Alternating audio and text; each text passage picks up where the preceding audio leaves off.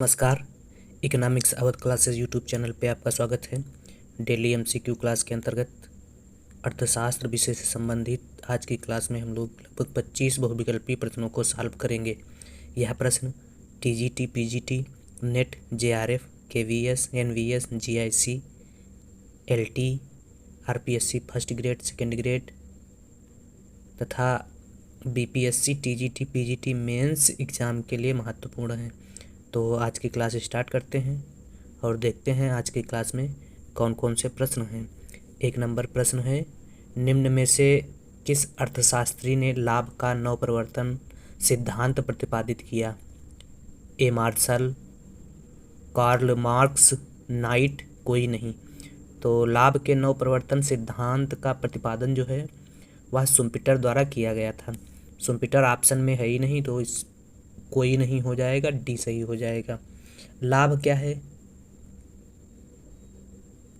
उत्पादन का वह अवशेष जो भूमि, पूंजी तथा श्रम के पारिश्रमिक के बाद साहसी को प्राप्त होता है, उसी को क्या कहते हैं? लाभ कहते हैं। या कह सकते हैं कुल आय से उस भाग को लाभ कहते हैं जो कुल खर्चों को निकाल देने के बाद बचता है।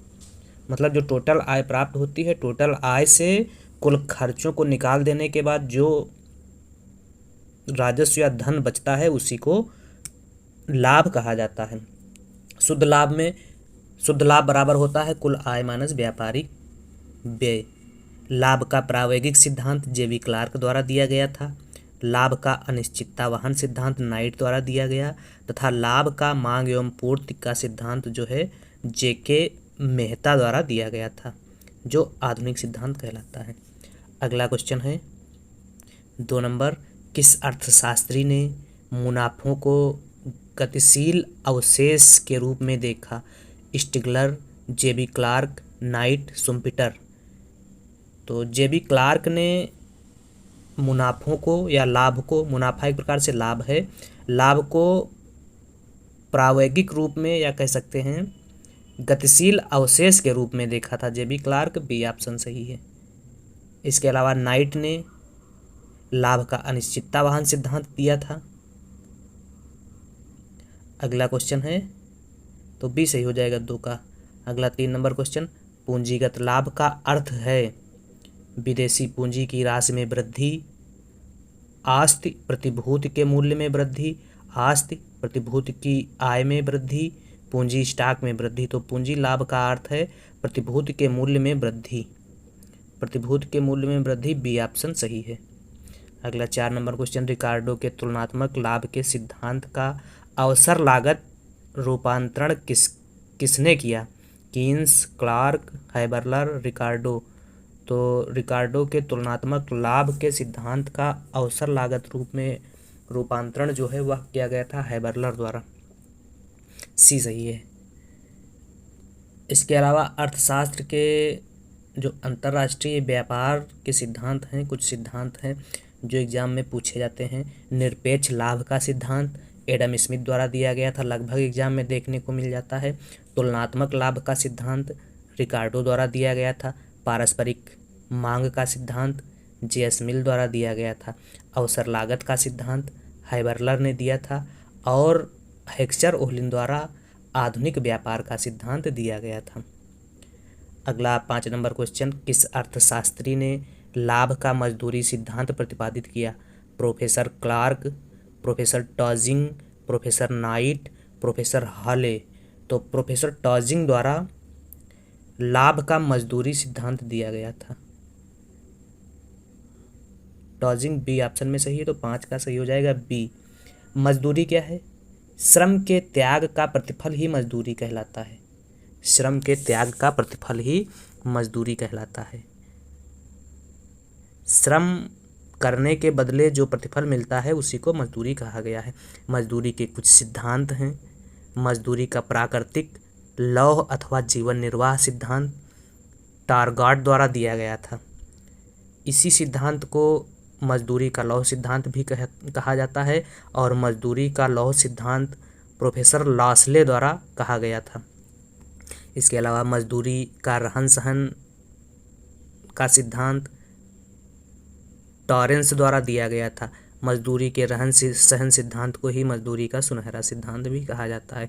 मजदूरी का अवशेष सिद्धांत, तो मजदूरी का अवशेष सिद्धांत या अवशिष्ट सत्व सिद्धांत 1862 में जेवेंस द्वारा दिया गया था, लेकिन बाद में इसका स्पष्टीकरण बाकर ने किया था, तो इसलिए मजदूरी का अवशेष सिद्धांत मुख्य रूप से बाकर के नाम से जाना जाता है। तो यहाँ पूछा गया था मजदूरी का लाभ का मजदूरी सिद्धांत टॉजिंग द्वारा दिया गया। अगला 6 नंबर क्वेश्चन, श्रम की मांग कहलाती है। तो श्रम की मांग व्युत्पन्न मांग कहलाती है। जितने भी उत्पादन के साधन हैं, चाहे श्रम हो, मजदूरी हो, लाभ हो, ब्याज हो, सबकी मांग जो है व्युत्पन्न मांग ही कहलाती है। अगला क्वेश्चन है 7 नंबर, सूची फर्स्ट को सूची सेकंड से मिलाना है। क्या पूछा गया है? लाभ के सिद्धांत पूछे गए हैं और उन लाभ के सिद्धांतों के प्रतिपादक अर्थशास्त्रियों के नाम के बारे में पूछा गया है। तो ए में दिया गया है लाभ का लगान सिद्धांत। तो लाभ का लगान सिद्धांत वाकर द्वारा दिया गया था, ए 1 से मिल जाएगा। लाभ का जोखिम वहन सिद्धांत, तो लाभ का जोखिम वहन सिद्धांत बी हाले द्वारा दिया गया था, 4 से मिल जाएगा। बी 4 से मिलान होगा।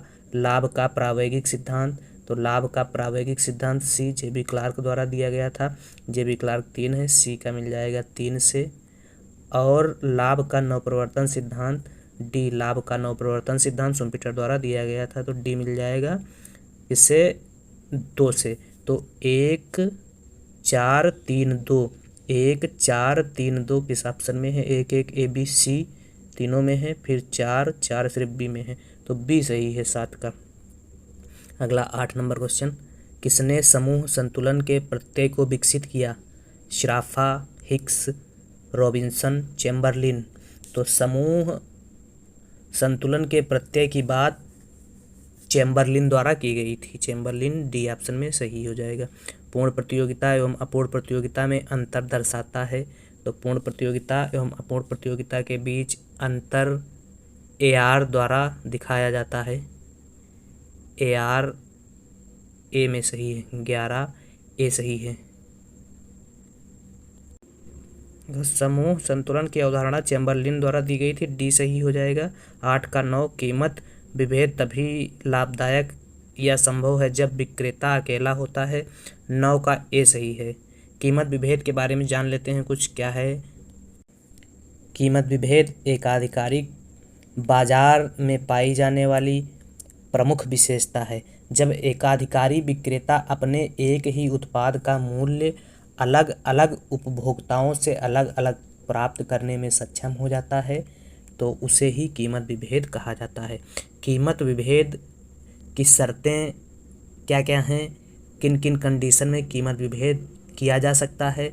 तो कीमत विभेद की स्थिति के लिए एकाधिकारी की स्थिति होनी चाहिए, अर्थात बाजार में एक ही विक्रेता होना चाहिए, क्रेता अनेक होने चाहिए, बाजार कम से कम 2 हिस्सों में बटा हुआ हो, दोनों बाजार में मांग की लोच भिन्न भिन्न होनी चाहिए, एकाधिकारी द्वारा बेची गई वस्तु अहस्तांतरणीय हो, अर्थात कह सकते हैं वस्तु का कोई दूसरा विकल्प ना हो, और एकाधिकारी बाजार दूर दूर होना चाहिए तथा उपभोक्ता को बाजार की सूचना नहीं होनी चाहिए।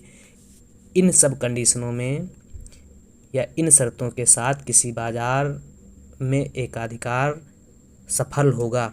एकाधिकार की पीगू ने 3 कोटि बताई थी, प्रथम, द्वितीय और तृतीय कोटि की बात पीगू द्वारा की गई थी। तो एकाधिकार की जो प्रथम कोटि की कीमत विभेदीकरण नीति है, वह सबसे मजबूत कीमत विभेद की नीति है तथा यहाँ पर उपभोक्ता का आधिक्य 0 रहता है। इस विभेदीकरण में एकाधिकारी प्रत्येक वस्तु की कीमत अलग अलग वसूल करता है, अर्थात कहा जा सकता है कि उपभोक्ता के संपूर्ण अतिरेक पर एकाधिकारी का कब्जा हो जाता है, अर्थात उपभोक्ता आधिक्य 0 होता है, किसमें? प्रथम कोटि के कीमत विभेदीकरण में। द्वितीय कोटि का कीमत विभेदीकरण इसमें क्या होता है, इसमें कीमत अनंत से कम रखी जाती है, कम वसूल की जाती है। और तृतीय कोटि के कीमत विभेदीकरण में, कीमत विभेदीकरण का यह तृतीय कोटि का जो स्वरूप है यह सबसे कमज़ोर स्वरूप है। यहाँ एकाधिकारी एक वस्तु के लिए दो कीमत वसूल करने के लिए कामयाब हो जाता है। तो इस प्रकार से यह कीमत विभेद की कुछ बातें थीं। अगला जो क्वेश्चन है, कीमत दृढ़ता विचार किसने दिया? तो कीमत दृढ़ता का विचार पाल सीजी द्वारा दिया गया था। 10 का सही आंसर सी है। अगला 11 नंबर क्वेश्चन, पूर्ण एवं अपूर्ण प्रतियोगिता में अंतर दर्शाता है। तो AR पूर्ण एवं अपूर्ण प्रतियोगिता में अंतर दर्शाता है। नेक्स्ट क्वेश्चन, कौन सा वक्र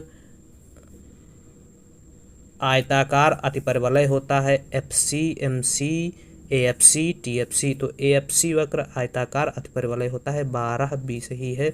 अगला 13 नंबर क्वेश्चन, पिकॉक वाइजमैन परिकल्पना किससे संबंधित है? स्थिर लोक व्यय से, घटता लोक व्यय से, बढ़ता लोक व्यय से। तो पिकॉक वाइजमैन परिकल्पना बढ़ते हुए लोक व्यय से संबंधित है। पिकॉक एवं वाइजमैन तथा वैगनर के सिद्धांत को सार्वजनिक व्यय के सिद्धांत के रूप में जाना जाता है। सार्वजनिक व्यय के सिद्धांत के रूप में पिकॉक एवं वाइजमैन अलग अलग बात बताते हैं, जिसमें पिकॉक एवं वाइजमैन वैगनर परिकल्पना को स्वीकार नहीं करते हैं। वैगनर क्या मानते थे अपने सार्वजनिक व्यय के सिद्धांत में? वैगनर मानते थे कि दीर्घकाल में सार्वजनिक व्ययों में विस्तार की दर अर्थव्यवस्था की समृद्धि दर से अधिक होती है। जैसे जैसे आर्थिक विकास होता जाएगा, राज्य की क्रियाओं में और तेजी से विस्तार होता जाएगा। वैगनर का सिद्धांत राज्य व्यय के विस्तार का नियम कहलाता है। यह भी क्वेश्चन पूछा जाता है कि राज्य व्यय के विस्तार का सिद्धांत किसने दिया? तो वैगनर द्वारा दिया गया था। अब पिकॉक एवं वाइजमैन सार्वजनिक व्यय की वृद्धि के स्वरूप तथा ढांचे के परिवर्तन के विश्लेषण से संबंधित थे। पिकॉक एवं वाइजमैन का कहना है कि युद्ध के दौरान तो सार्वजनिक व्यय में वृद्धि होती है, युद्ध के बाद इसमें कमी तो होती है, पर क्या होता है, लौटकर मूल स्तर पर नहीं कमी की जा सकती है। इसके अनुसार इसमें क्या होता है, क्रमिक या सीढ़ीनुमा परिवर्तन देखने को मिलता है, जिसे पिकॉक एवं वाइजमैन रैचेट प्रभाव के नाम से संबोधित करते हैं या रैचेट प्रभाव बताते हैं। अगला क्वेश्चन है, उत्तराधिकार में प्राप्त धन पर कर उदाहरण है। तो उत्तराधिकार में प्राप्त धन पर कर जो है संपत्ति कर का उदाहरण है। डी सही है। कीमत स्फीति एवं बेरोजगारी के बीच दीर्घकालीन प्रतिस्थापन होता है, अल्पकालीन प्रतिस्थापन होता है। दोनों के मध्य धनात्मक संबंध होता है, दोनों के मध्य विपरीत संबंध होता है। तो कीमत एवं बेरोजगारी के बीच अल्पकालीन प्रतिस्थापन होता है। बी सही है। 15। अगला, बेरोजगारी की दर तथा स्फीति के बीच अल्पकाल में आनुभाविक संबंध को औपचारिक रूप प्रदत्त किया किसने? केन्स ने, टोबिन ने, फिलिप्स ने, सैमुअल्सन ने। तो बेरोजगारी की दर तथा स्फीति के बीच अल्पकाल में आनुभाविक संबंध को औपचारिक रूप जो है फिलिप्स द्वारा दिया गया था। अगला, भारत में न्यूनतम रिजर्व प्रणाली कब अपनाई गई? तो भारत में न्यूनतम रिजर्व प्रणाली 1956 में अपनाई गई थी। 1956 में न्यूनतम रिजर्व प्रणाली अपनाने के तहत आरक्षित मुद्रा जो रखने का प्रावधान किया गया था वह 515 करोड़ रुपए रखने का प्रावधान किया गया था, जिसमें 115 करोड़ रुपए का सोना तथा 400 करोड़ रुपए की विदेशी प्रतिभूत रखने का प्रावधान था। 1957 में न्यूनतम रिजर्व प्रणाली में संशोधन किया गया और इसको घटाकर 200 करोड़ रुपए कर दिया गया, जिसमें से 115 करोड़ रुपए सोना वैसे ही रखा गया और विदेशी प्रतिभूत को घटाकर 85 करोड़ रुपए कर दिया गया था। तो इस प्रकार से वर्तमान में न्यूनतम रिजर्व कोष प्रणाली के तहत जो आरक्षित मुद्रा है वह है 200 करोड़ रुपए, जिसमें 115 करोड़ का सोना तथा 85 करोड़ का विदेशी प्रतिभूत शामिल है।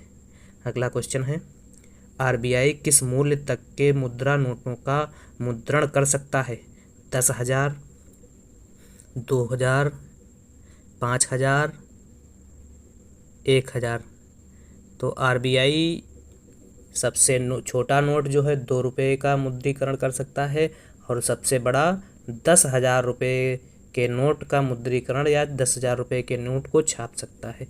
बाकी 2 रुपये से नीचे के नोट एवं सिक्के छापने का अधिकार वित्त मंत्रालय के पास है, जो वित्त सचिव द्वारा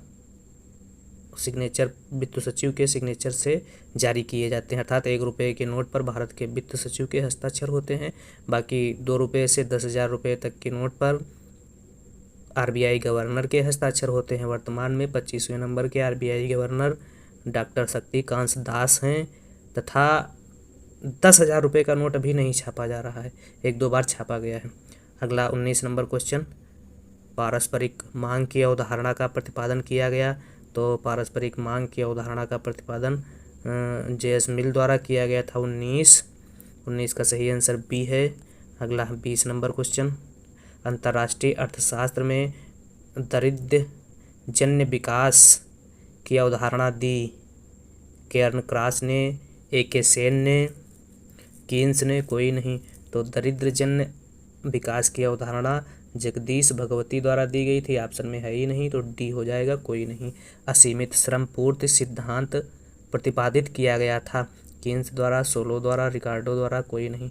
तो असीमित श्रम पूर्ति सिद्धांत का प्रतिपादन लेविस द्वारा किया गया, लेविस ऑप्शन में नहीं है, इसलिए हो जाएगा डी सही। निम्न में से किसने छद्म बेरोजगारी को मानवीय श्रम घंटों में परिभाषित किया? ए.के. Sen, Nurkse, Lewis. तो ए.के. सेन ने मानवीय श्रम घंटों के रूप में छद्म बेरोजगारी को परिभाषित किया था, 22 ये सही है। 23 निम्न चित्र में प्रदर्शित है। तो निम्न चित्र मांग के बारे में यह चित्र क्या बता रहा है?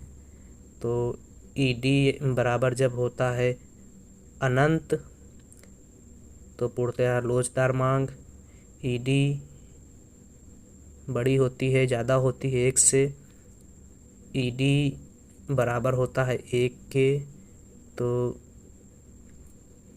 ईडी कम होता है 1 से और ईडी बराबर होता है 0। तो यहाँ ईडी के बारे में पूछा गया है कि ईडी क्या है, तो इस बिंदु पर ईडी 1 के बराबर है, तो बी ऑप्शन सही हो जाएगा। अगर ईडी को लंब अक्ष पर पूछ लिया जाए ईडी क्या होती है, तो लंब अक्ष पर ईडी बराबर 0 होती है और आधार अक्ष पर ईडी बराबर क्या होती है पूछ लिया जाए तो अनंत होती है। आधार अक्ष पर ईडी पूर्णतः लोचदार होती है और लंब अक्ष पर पूर्णतः बेलोचदार होती है। यह भी क्वेश्चन पूछे जाते हैं एग्जाम में। अगला केकेसी किसान क्रेडिट कार्ड योजना किस वर्ष लागू की गई? 1996, 97, 98, 99। तो किसान क्रेडिट कार्ड योजना 1998 में लागू की गई थी, 24 सी सही है।